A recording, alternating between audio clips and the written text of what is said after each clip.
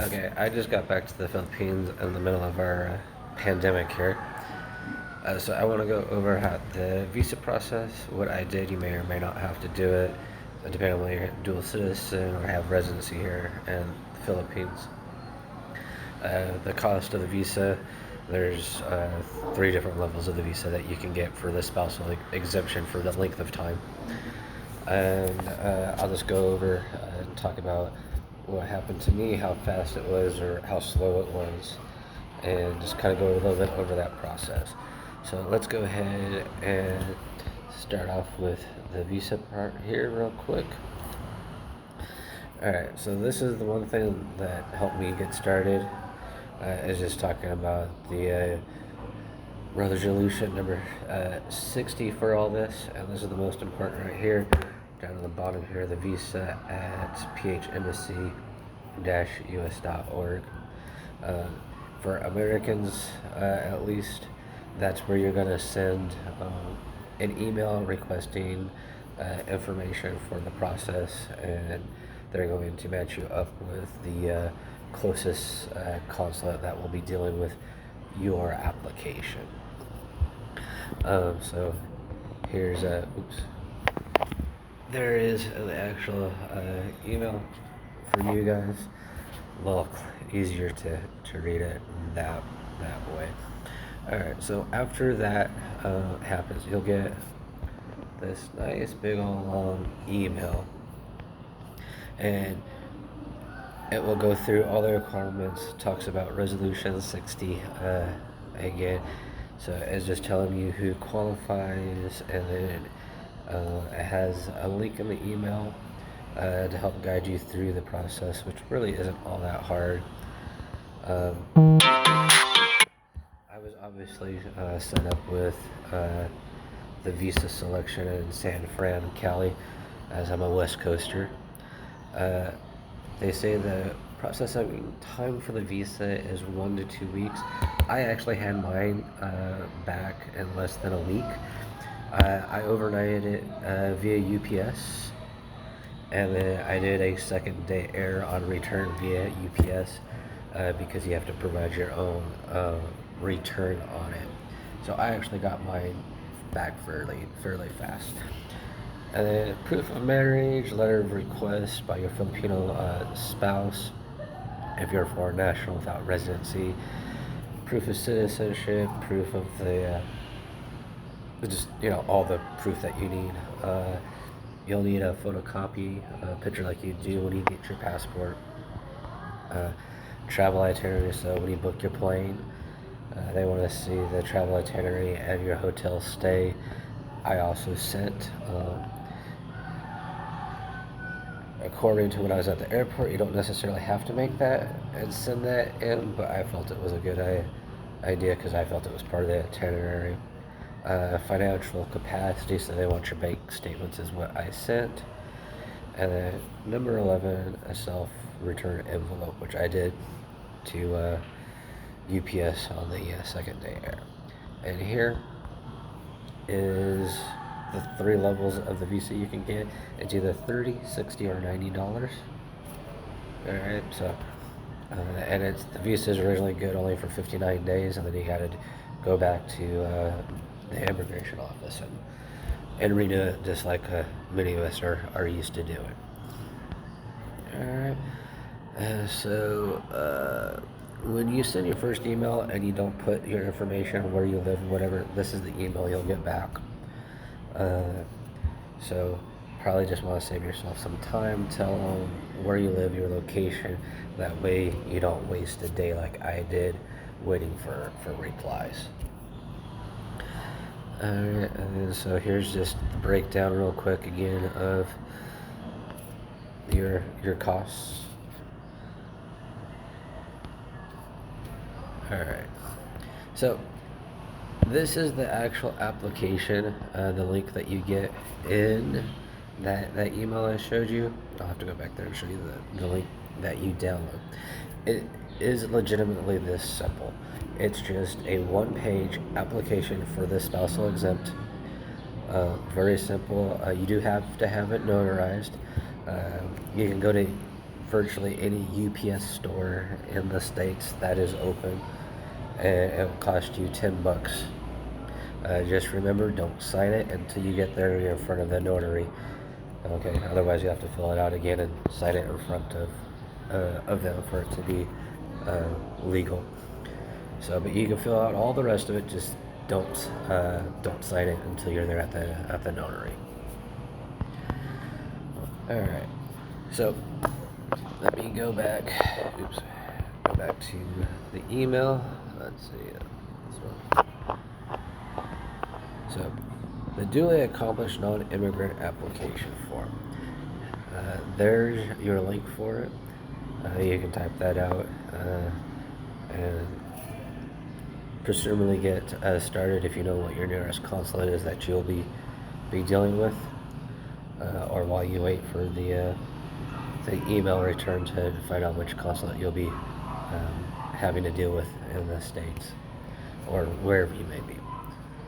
So it truly is a fairly simple process. Again, it is the Philippines. Trying to get information sometimes is trying to pull a tooth out of a T-Rex, but it is truly fairly simple. All right, so now after you land in Manila, what they're going to do is they're going to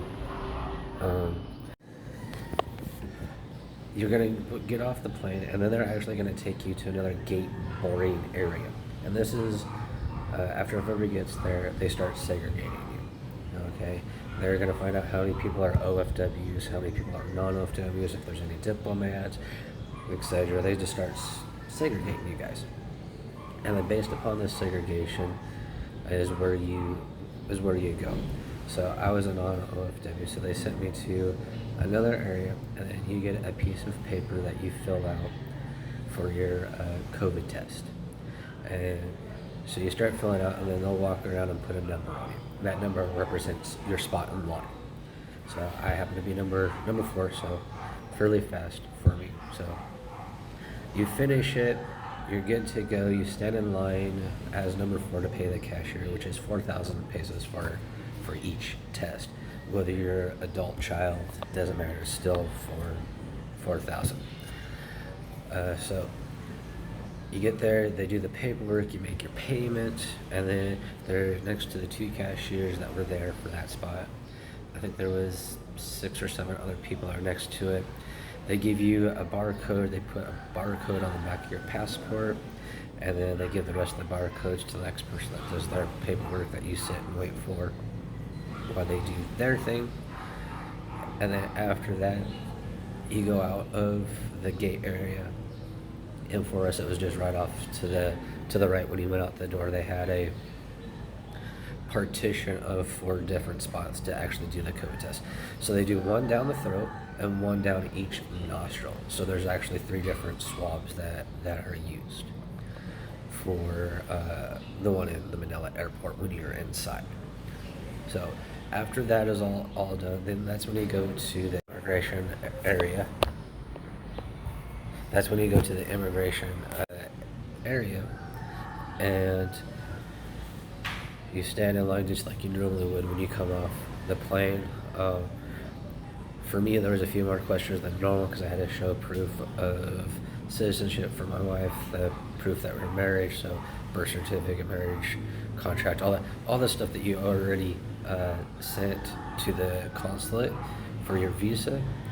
You want to make sure you bring a copy with, because they may ask for it. In my particular case, all they asked for was the marriage contract, but I also gave them the live birth certificate for my wife. And once you're all done through that, just like normal in Manila, you go collect your luggage, and then you go through the declaration spot, and then you go to the part where you normally exit the airport, or you'd go to where you wait for the bus to go to the next terminal for your domestic flight. You go into that area, and you're going to find some very long lines. Go find the shortest line, whatever it is. Okay, they're all the same. Again, there's nothing overhead to tell you what this line is. There's no communication about that. So just go stand in line. While you're in line, they'll pass out an affidavit for you to fill out. affidavit basically just says you're going to follow the rules of the quarantine and not screw about. So you fill that out while you're standing in line. Make sure you bring yourself a pen. It's going to be very useful. Then once you go through all that, you get to the head of the line. Basically, this is the spot where they check to make sure you booked your hotel at an accredited location. If you have one already booked, if it's on your phone, they'll take a picture off your phone. If you have it printed out, they'll take a picture of it printed. But then there is an opportunity to book the hotel there. They give you a list of available hotels, and you can actually book it right there. I recommend with the hotel that you use, or at least pick one that will come pick you up. You're gonna really pay a lot more than if you just took a meter taxi, to be honest. But you are better off with that. You're going to once you do all that and they're done with you, you take your affidavit and you go outside. Once you go outside, for me, they had the Coast Guard there for the rounding up people moving and telling them where to go. So assuming it's still the Coast Guard personnel that's at the Manila location, when you walk out, they'll take your affidavit. They'll want your driver's information that's going to come to pick you up to take you to the hotel. On the affidavit, they write the name, the phone numbers, and all that, and you're free to go. And then you go to the hotel, and you just sit there and wait. The hotel I stayed at, the kitchen was open during the daylight hours, so I was able to get food and all that. So from the time I landed to the time I got to the hotel was actually about 2.5 hours total. So it didn't take too long for the process. And for getting my test results back, I actually got them in 12 hours. So I landed at about 10:30 at night. I was in the hotel by 12:30, and by 11:45 that morning, I had my test results in my email. The one thing I did forget is when you're getting off the plane, before you get to the gate where they do the segregation, they actually do have a health questionnaire that you do fill out on the plane, and so they'll look at if they have any questions about it, and then they'll ask. They have one of the heat signature guns to monitor temperature as you walk down the hall. So other than that, it's easy. Once you get your test results back that say negative, then you're actually free to leave the hotel. I actually went to McDonald's and got a meal. Not a big deal. After that, I was able to rebook my flight because I had heard that they were taking up to 5 days, and so I just called up Philippine Airlines, rebooked it for a sooner flight. So I was actually only in the hotel waiting an extra day to fly because I couldn't get anything sooner. And then I got on that plane and flew here to Dumaguete. Once I got off here in the province here, you disembark the plane, you go and they have more paperwork to fill out. The same paperwork you've probably filled out already 6 or 7 times, just doesn't get passed on. And then you fill out the paperwork, then you go to the baggage claim area like you normally would here. But before you go in, if you have any carry-ons or anything like that, they have a rack that you have to hang your stuff up on. And they disinfect it by spraying it. And they do a heavy disinfectant spray. Your stuff does get a little moist and wet, but it dries really fast. It's the Philippines. So once you get all that done, you go inside, and I watched them actually use that same spray, and they were spraying the luggage as they were putting it on the conveyor belt to disinfect it. So again, another process that you've already gone through a couple of times already coming into Manila International Airport. You go through the health questionnaire again. You do the same thing. They take your temperature, like your temperature's been taken, 5 or 6 times already, and then you're free to go outside. This is where they do the rapid test, and so you take your luggage outside, leave it on the spot. You go outside, you take to stand in the line. I think there was two people that they had doing it. You stick your arm through the plastic. They do a needle prick, kind of like someone who does diabetes testing that pricks the tip of their finger. Kind of the same thing as that. They use the plastic test strips style. They just squeeze the blood out of your finger. They give you a cotton ball to staunch the flow, and they give you a thumbs up. You passed your test. You're good to go.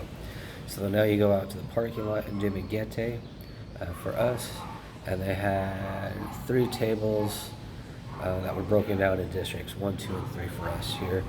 And so depending on what city you are from would depend on what district table that you'd sign up for. So for me, my city was Bacan, and we were District 3. District 3 signed up along with whatever names are on the list. There's a paper that has the list of the names on the front of the table, and so you just look for your city if it's not Bacan. And then you sit and you wait for the municipality to come pick you up. A lot of cities are right on the spot. They got their act together, like down, and they are there waiting on you. As soon as the last person goes through the rapid test, collects their luggage and comes in that area, sit it down, and some of the others, they're there quick, collects you, and you're off to your quarantine area, whether it's the municipality public facility, the hotel, resort, or whatever is accredited for your area, for your city.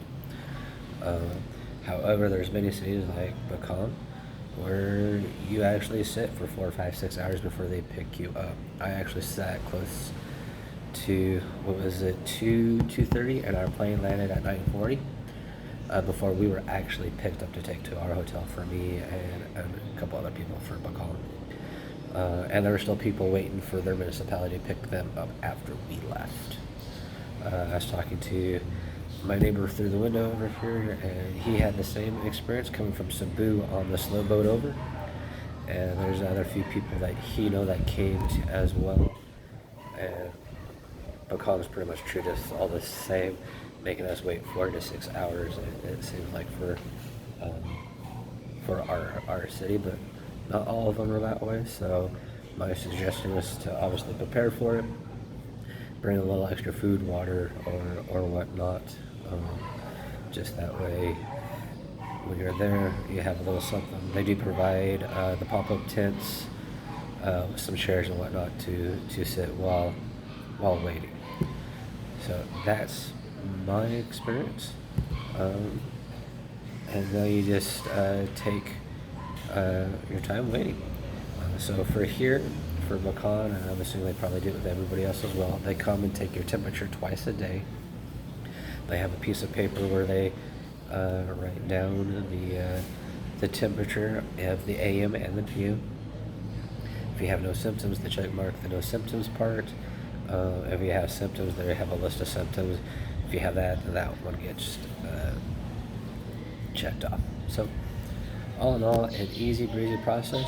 Just again, trying to get proper documentation of what you need to do and all that. So like I said, there's nothing hard about it at all. Just another more complex than needed to be due to lack of communication. So yeah, anybody that wants to come over, they take safety pretty seriously. They have people on my particular airline dressed up like they're ready to go in to surgery. So I mean, they take it pretty seriously. For me, I noticed the lack of customer service or attentiveness. However, I don't want to chalk it up to the steward just being mean or not wanting to do their jobs. I chalk it up more to the pandemic. So I think you're going to see a lot of that in your travels to come over. A lot of the personalized service, especially if you're doing one of the more renowned airlines such as Eva or somebody like that, that's really big on customer service, really takes care of you. You're going to see, I think, this customer service and what you're used to, not quite at the same level, just because of what's going on. But yeah, that's my experience. Hopefully this will help everybody. Oh, one more thing before I forget. Your PMP, you can get that at the airport.